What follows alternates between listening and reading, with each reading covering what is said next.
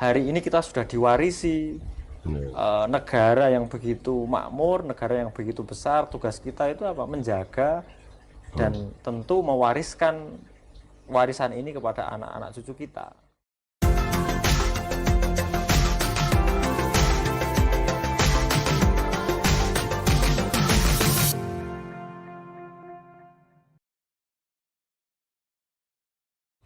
Assalamualaikum warahmatullahi wabarakatuh. Ketemu lagi bersama saya Bang Kumis.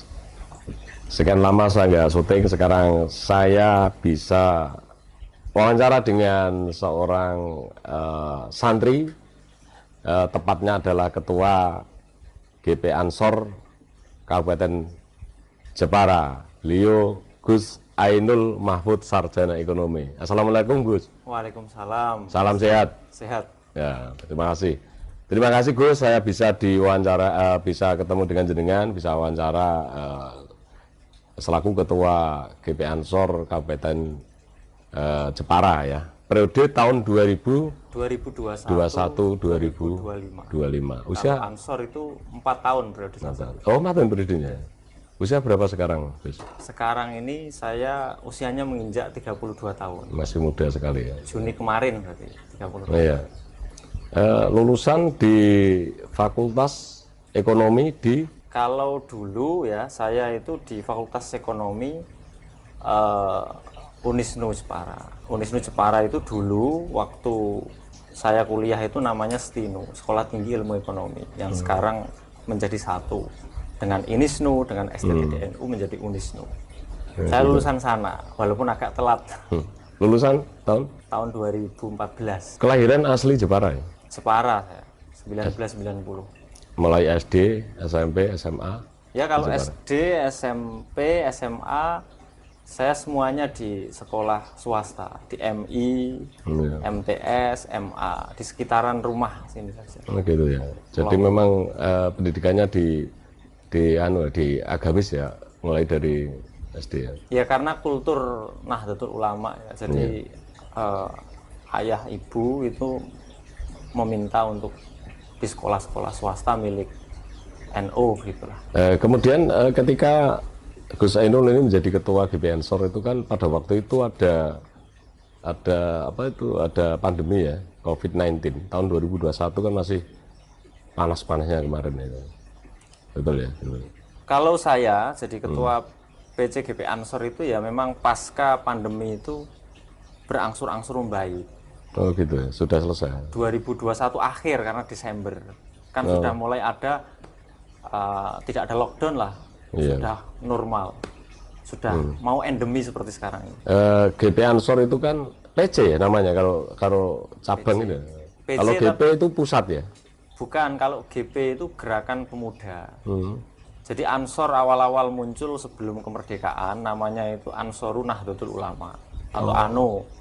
Kemudian ketika Jepang itu masuk ke Indonesia 1942, semua organisasi kepemudaan itu kan diberangus habis, termasuk ANO waktu itu, Ansorun Nahdlatul Ulama.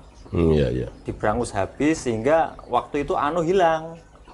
Pasca merdeka, kemudian Ansor yang diberangus itu kemudian mengadakan reuni begitulah. Kemudian Menteri Agama waktu itu anaknya Hadratus Syekh Kiai Hasyim Asy'ari, Kiai Wahid Hasyim itu menyarankan agar Ansor dihidupkan kembali dengan nama Gerakan Pemuda Ansor. Nah, Gerakan Pemuda Ansor itu ya mengambil nama dari sahabat-sahabat Nabi di Madinah. Waktu dulu kan banyak sahabat-sahabat di Madinah yang namanya disebut dengan Ansor itu membantu Nabi. Nah, kita itu diminta untuk menirukan Ansor itu di sana, membantu sahabat-sahabat Nabi. Harapannya ya di sini begitu, kita menolong orang-orang begitulah, secara umum begitu. Iya. Kemudian Gus Ainul ini kan mulai kuliah itu kan memang di pergerakan kemahasiswaan ya. Kemudian sekarang didaulat menjadi ketua PC Ansor Kabupaten Jepara. Apa yang pernah diperbuat seorang Gus Ainul berkaitan dengan kalau pergerakan pemuda itu kan ketika ada permasalahan yang merugikan masyarakat itu mahasiswa itu kan di garda terdepan untuk menyuarakan itu. Apa yang pernah dilakukan oleh Gus Ainul? Ya sebenarnya secara umum saya itu besar memang di dunia kampus. Ya. Aktivitas-aktivitas banyak di kampus. Dulu saya di Badan Eksekutif Mahasiswa, kemudian saya di Pergerakan Mahasiswa Islam Indonesia (PMII). Ya mungkin beberapa kali kita melakukan pendampingan terhadap masyarakat, seperti yang pernah kita lakukan ya, yang mungkin masih ada di pemberitaan itu, mendorong pemerintah untuk menertibkan pasar modern. Minimarket modern itu kan sebenarnya sangat menjamur di Jepara. Sampai sekarang sebenarnya ini PR ya, PR pemerintah bersama masyarakat untuk membuat regulasi yang baik. Ya salah satunya itulah kemudian mengawal kebijakan-kebijakan. Yang pasti kebijakan-kebijakan pemerintah yang tidak populis itu ya memang harus kita kritik. Karena kita negara demokrasi. Kan tidak bisa misalnya pemerintah itu semena-mena. Program-programnya ya harus populis, harus menyasar kepada masyarakat. Saya kira secara umum begitu. Bang Kumis ya. Kalau di Jepara ini kan kota industri ukir ya. Sekarang ini menurut pandangan Gus Ainul itu sumbangsih untuk produksi ukir yang sekarang saya dengar itu agak melambat ya, nggak seperti 10 tahun yang lalu itu kan ukir luar biasa. Sekarang ini justru di Jepara ini berkaitan dengan produksi perkayuan itu agak menurun. Itu menurut Gus Ainul apa penyebabnya itu? Ya kalau bicara soal ukir ya, kita tidak bisa kemudian menyampaikan pendapat pribadi. Tapi kalau diperbolehkan beropini begini. Sebenarnya munculnya industri-industri yang ada di Jepara ya, itu sedikit banyak juga akan mempengaruhi perkembangan ukir di Kabupaten Jepara. Tapi satu sisi begini, Mas atau Bang Kumis ya. Bang Kumis ya. Industri ukir itu kan sebenarnya industri kreatif yang proses menjadi ahli itu butuh waktu yang lama. Misalnya anak-anak muda itu untuk belajar mengukir itu tidak cukup hanya 1-2 tahun untuk menjadi pengukir yang handal. Nah ini juga salah satu problem sebenarnya. Problem lamanya belajar mengukir sehingga bisa menjadi sangat ahli, ditambah dengan munculnya industri-industri besar yang masuk ke Jepara, sehingga orang-orang ini kadang kan berpikir sangat pragmatis, saya ke sana saja lebih cepat mendapatkan kapital, misalnya mendapatkan uang. Jadi kalau dianggap menurun ya mungkin bisa jadi begitu, karena secara umum cara pandang seseorang itu kan pengen yang praktis, yang cepat. Begitu saya kira. Kemudian Gus Ainul, jenengan kemudian di usia sekarang yang di 30 ya, 30 menjadi PC Ansor. Apa yang mendorong Gus Ainul kemudian mau menjadi ketua PC Ansor Kabupaten Jepara? Jadi begini, organisasi seperti Gerakan Pemuda Ansor, seperti IPNU, IPPNU, Fatayat Muslimat, ini kan organisasi sosial kemasyarakatan ya, yang berafiliasi dengan Nahdlatul Ulama atau menjadi banomnya NU. Jadi berorganisasi di Ansor ini ya pengabdian kita sebagai kader-kader NU. Kalau umur saya umur IPNU ya saya harus di IPNU. Kemudian kalau umur saya hari ini 30 ya saya harus di Ansor dalam rangka mengabdi di Nahdlatul Ulama. Karena kalau di NU itu kan ada yang namanya banom jenjang usia, yang masih muda-muda di IPNU, nanti yang agak tua atau 20 tahun sampai 40 tahun itu nanti di Ansor. Harapannya ke depan bisa meneruskan perjuangan kiai-kiai kita atau sesepuh kita di Nahdlatul Ulama. Jadi ini organisasi pengabdian yang semua kader-kader kita begitu, karena mereka kader-kader Ansor, ya, Ansor Banser itu kan punya aktivitas di rumahnya, bekerja, menjadi guru, menjadi petani, menjadi pengusaha, hanya berorganisasi di Ansor ini ya bagian dari organisasi atau aktivitas kemasyarakatan, begitu kalau di Ansor. Iya. Jadi kalau ditanyakan tujuannya ya memang mengabdi di Nahdlatul Ulama. Itu ya. Gitu. Gus Ainul ini di relatif usia cukup muda ya, karena umur 30. Meskipun memang di usia-usia itu maksimal 40 ya Gus untuk menjadi pengurus Ansor di ADART. Kalau di ADART untuk menjadi ketua Gerakan Pemuda Ansor ya, di semua tingkatan, di ranting, di pimpinan anak cabang atau skala kecamatan, di pimpinan cabang atau kabupaten, pimpinan wilayah atau Jawa Tengah, kalau provinsi lah, pimpinan pusat itu maksimal 41 tahun saat terpilih. Oh gitu ya. Jadi kalau sudah lebih dari 41 tahun tidak diperbolehkan. Secara ADART begitu. Ya. Kemudian Gus, ini saya kan juga pengguna medsos ya. Saya ini di TikTok saya juga punya akun, kemudian di Facebook, di IG saya juga punya. Tetapi selalu saya amati Gus, itu medsos itu kan kalau memang kita gunakan untuk hal-hal positif itu kan justru sangat baik karena bersosialisasi, bahkan ada yang ada income-nya itu kalau TikTok itu kan ada income-nya, bisa mencapai koin itu kan bisa. Tetapi dari sisi negatifnya Gus, ada konotasi bahasa yang itu tidak disensor itu. Jadi ada bahasa-bahasa yang mengeluarkan perkataan jorok misalkan, atau konotasinya itu mengarah pada alat vital.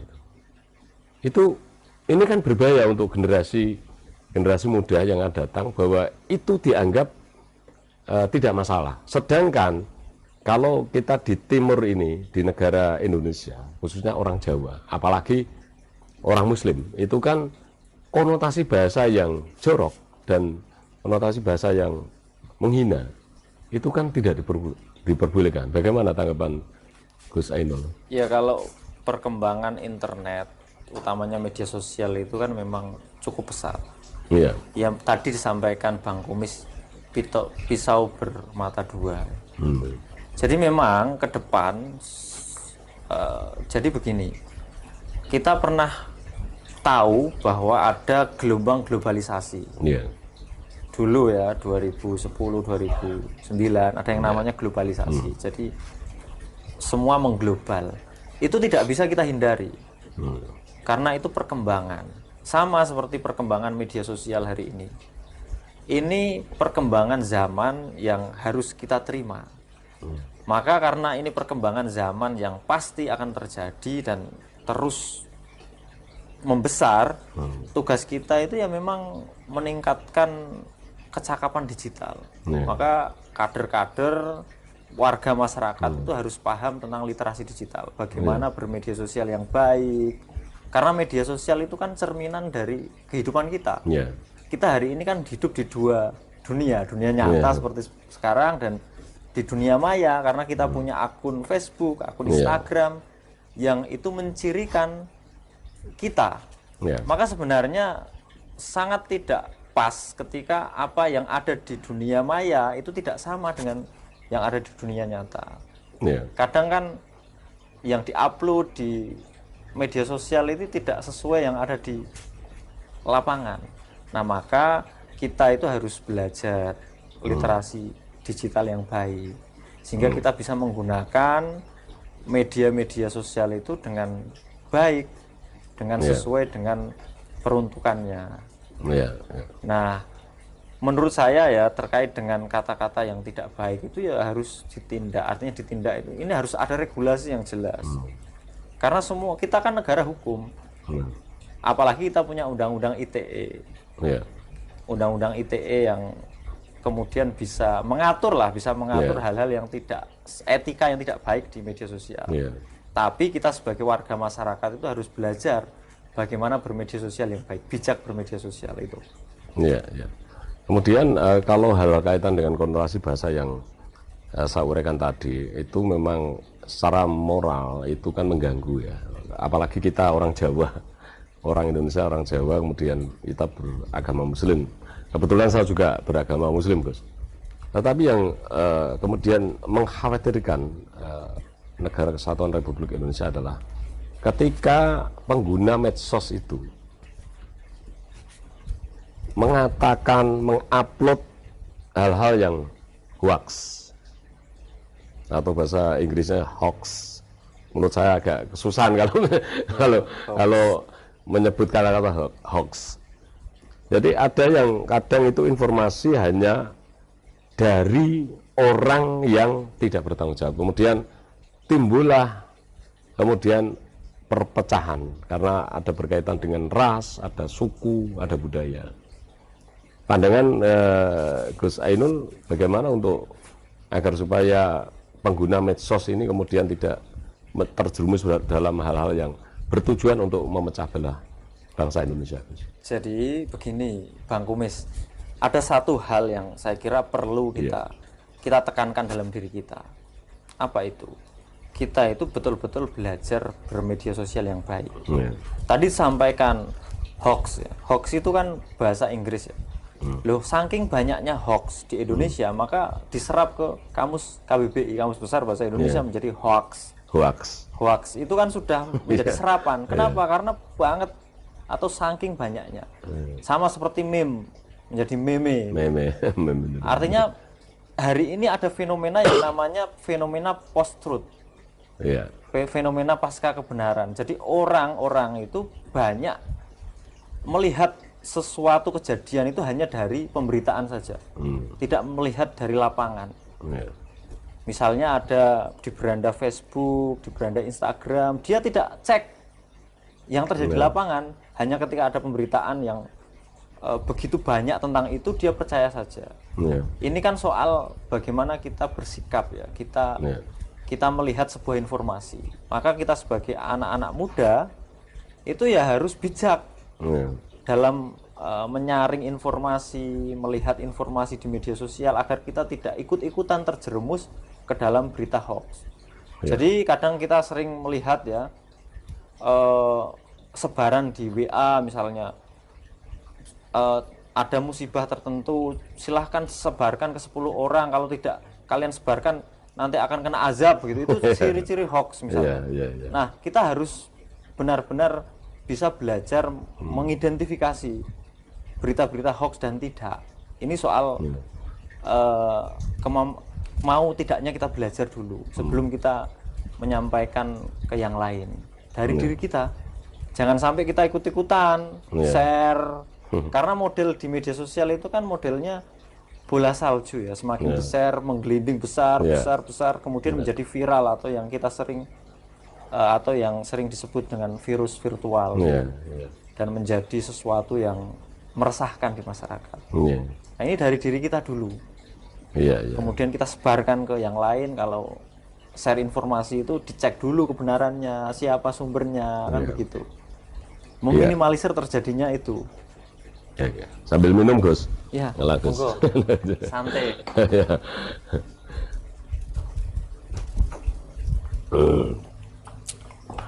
Kemudian Gus, berkaitan dengan gerakan pemuda Ansor. Sekarang ini kan di Indonesia ini kan penduduk di Indonesia ini kan mayoritas Muslim. Sedangkan sekarang ini banyak, yaitu tadi, baik itu di dunia medsos yang ada berita hoax, bahkan yang paling menyedihkan itu ketika yang sekarang itu viral, itu justru bukan cara pandang orang yang baik. Satu contoh misalkan mengarahkan pada sesuatu yang baik. Tetapi kalau saya lihat di medsos itu orang yang megal-megol, perempuan loh ini ya, yang menunjukkan auratnya, justru malah viral. Ada konotasi bahasa yang menjerumus ke kata-kata kotor, kata-kata apa ya jorok lah itu. Justru malah viral. Tapi ketika, kecuali misalkan saya masih suka karena ada seorang kiai yang sekarang ini viral seperti Gus Baha, seperti Ustadz Abdul Somad, itu ceramahnya itu ditonton jutaan orang. Ini menjadi penyeimbang begitu. Tetapi untuk mengurangi yang itu tadi, yang viral itu ternyata viral itu bukan karena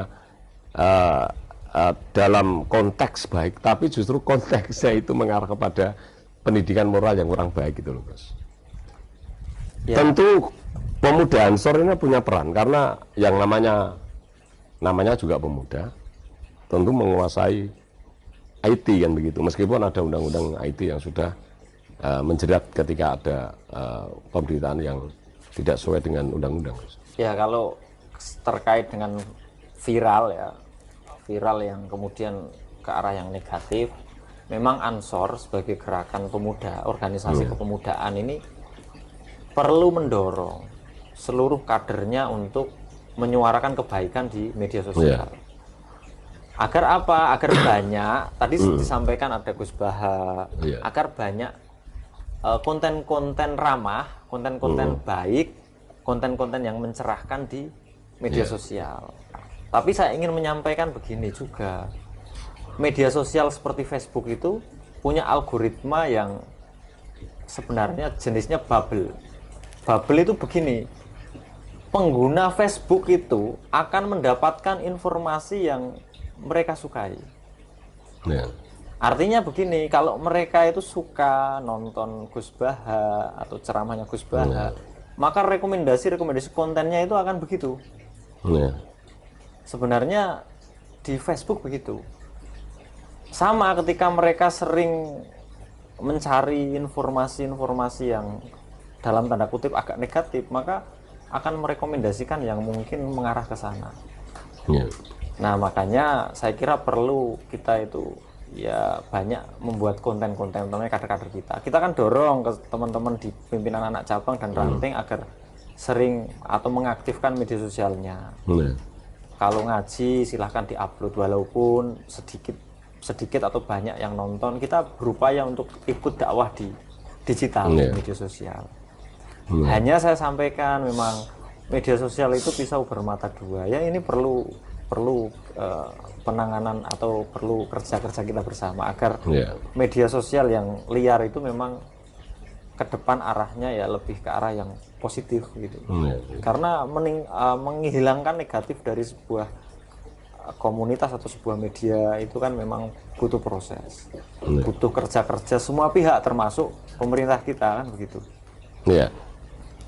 Untuk PC Jepara ini apa yang akan dilakukan dan kemudian apa yang sudah dilakukan ketika berbicara kaitan dengan kepemudaan di Ansor ini, karena di Jepara ini kan memang santrinya kuat ya. Nah, santrinya agak kuat beda dengan kabupaten lain, meskipun di Kudus itu juga ada sunahnya, di Jepara juga ada, di Demak juga ada sunan seorang wali ya. Kalau di Jepara memang justru kelihatan santrinya itu agak menonjol, pengajian banyak. Apa yang sudah dicapai dan apa yang akan dilakukan, Gus?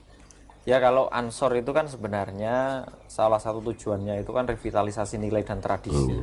Jadi bagaimana nilai-nilai yang baik, nilai itu ya sesuatu yang baik yang ada di masyarakat itu kita jaga, kita rawat, kita munculkan kembali. Misalnya kalau di NU ya punya kultur tahlilan, tibaan, manakipan. Nah, itu menjadi hal yang harus kita jaga. Itu yang pertama. Yang kedua, tentu Ansor harus meningkatkan kualitas pengkaderannya. Kalau di Ansor kan ada pengkaderannya. Kalau di pimpinan cabang tentu hari ini kita galakkan pengkaderan di setiap pimpinan anak cabang. Hampir setiap bulan kita melakukan pengkaderan, atau kalau di sini itu namanya PKD dan Diklatsar untuk Banser. Melakukan pengkaderan agar sahabat-sahabat bisa satu komando, satu visi. Dan tentu yang selanjutnya, karena kita organisasi kepemudaan sosial kemasyarakatan, kita juga harus berpikir tentang penguatan ekonomi. Selama ini kan Ansor baru punya BMT, Ansor Jepara sudah punya 5 cabang. BMT Aman Utamanya namanya. Nah ini BMT Ansor yang ditinggalkan oleh pengurus-pengurus dulu dan kita lanjutkan. Kemudian kita juga hari ini melakukan kerjasama dengan berbagai pihak seperti penyediaan internet, jaringan internet di desa dengan pihak ketiga ini untuk berjejaring ke tingkatan ranting agar mereka beraktivitas.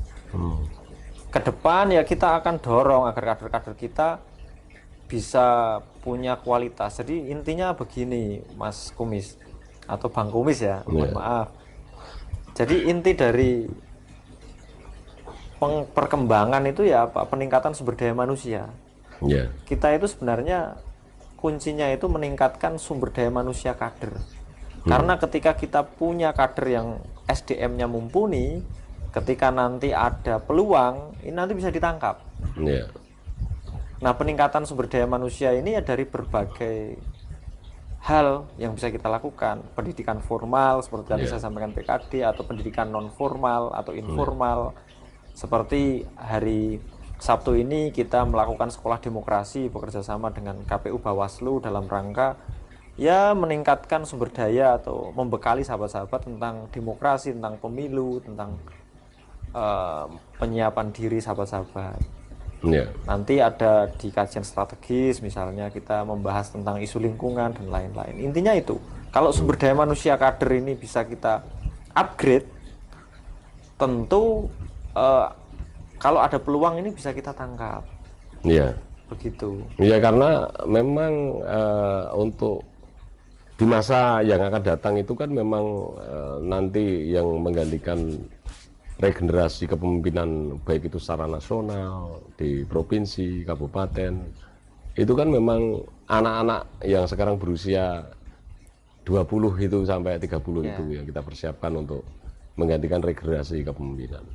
Jadi kalau GP Ansor selalu bergerak untuk itu, maka tentu nanti ke depan juga menghasilkan kualitas kepemimpinan yang baik kan begitu, Gus.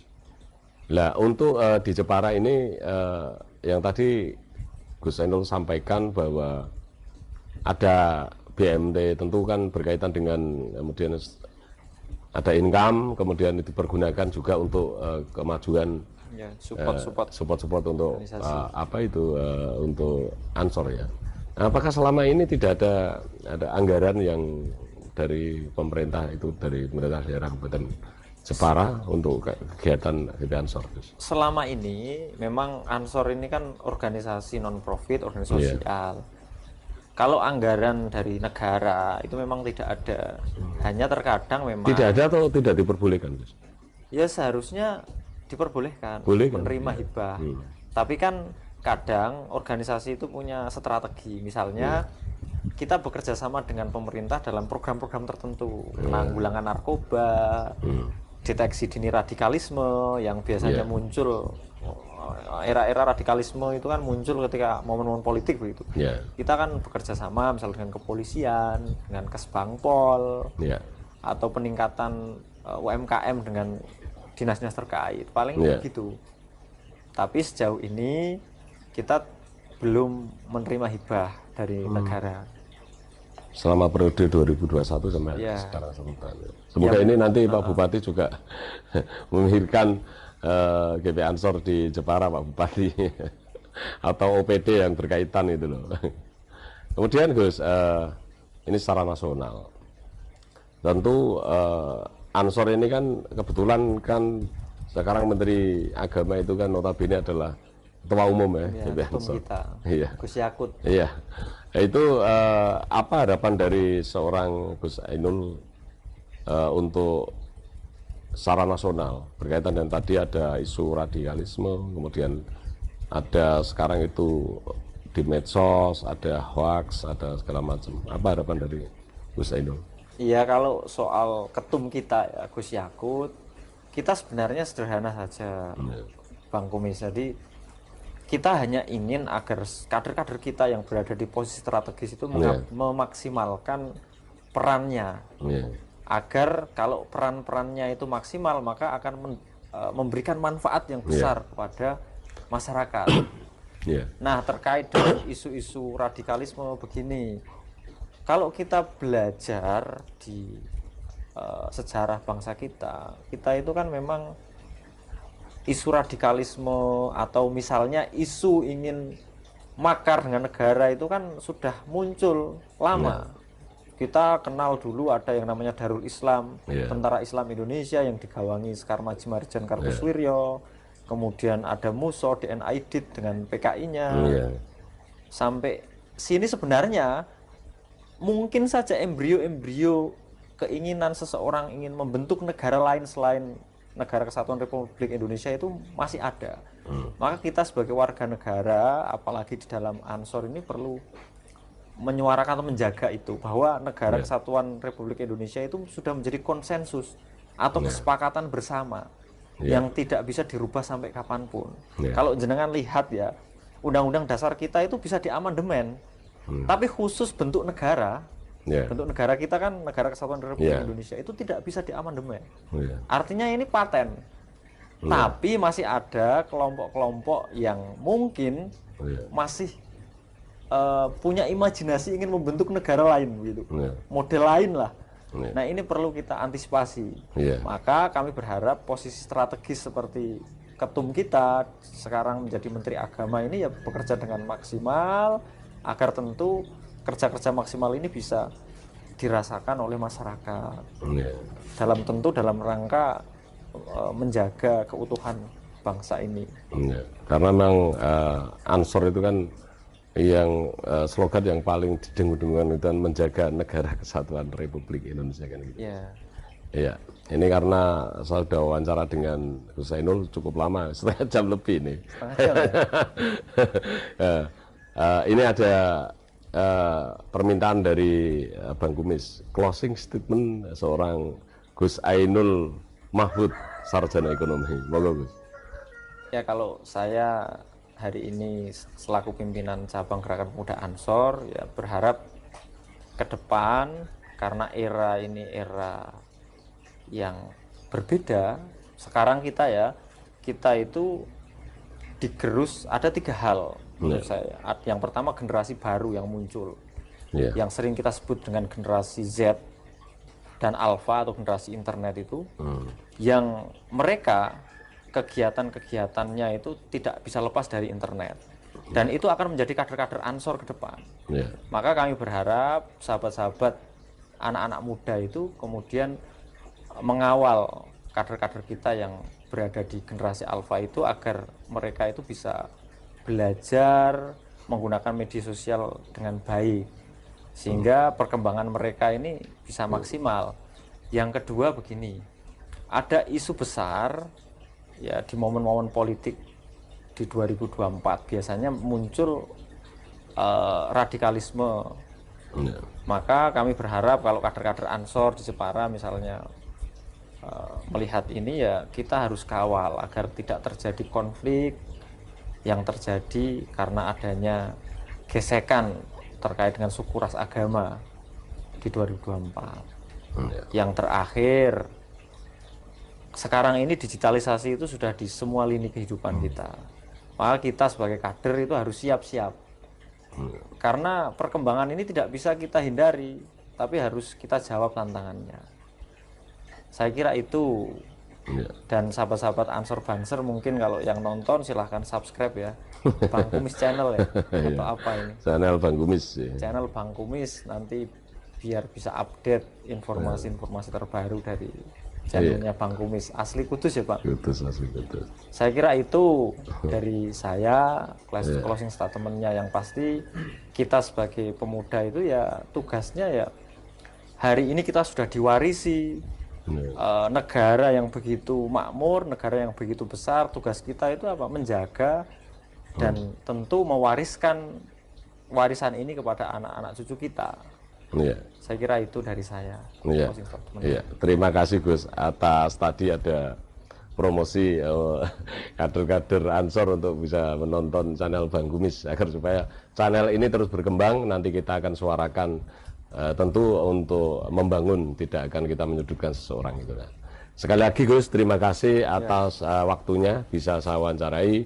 Semoga keluarga diberi kesehatan, Amin, amin. kemudian diberi kemudahan dalam mencari nafkah dan dijauhkan dari segala fitnah, Amin, amin. dan keluarga tentram sejahtera, Gus, dan bisa memimpin PC Ansor di Jepara ini sesuai dengan harapan masyarakat di Jepara, Amin. dan selalu garda di depan untuk menyuarakan kebaikan dan menjaga negara kesatuan Republik Indonesia. Terima kasih Gus, salam sehat. Assalamualaikum warahmatullahi wabarakatuh, Gus. Waalaikumsalam warahmatullahi wabarakatuh. Para sahabat Bang Kumis, demikian tadi wawancara dengan Ketua PC Ansor Kabupaten Jepara, yaitu Gus Ainul Mahfud, Sarjana Ekonomi. Pesan Bang Kumis, jikalau Anda tidak menemukan orang baik hari ini, jadilah orang baik satu-satunya. Terima kasih. Subscribe, tonton Bang Kumis, like dan share di media sosial. Sampai ketemu di lain kesempatan. Saya Bang Kumis mengucapkan wassalamualaikum warahmatullahi wabarakatuh. Salam sehat.